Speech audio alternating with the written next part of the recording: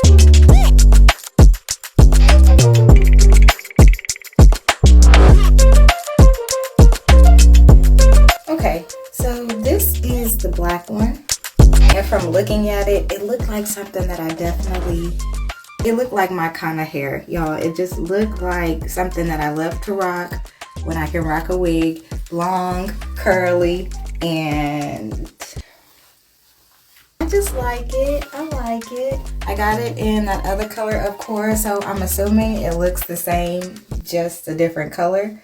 I do have to figure this situation out because this is terribly ugly. Let me see what I can do real quick.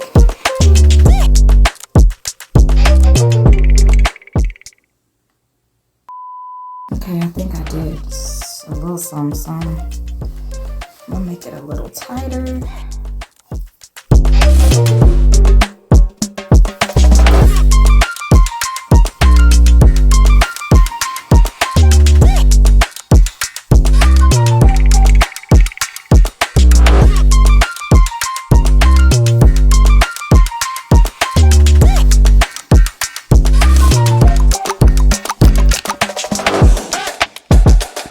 Yeah, it still looks bad. It still looks really bad. And I tried to cut as close as I could, y'all.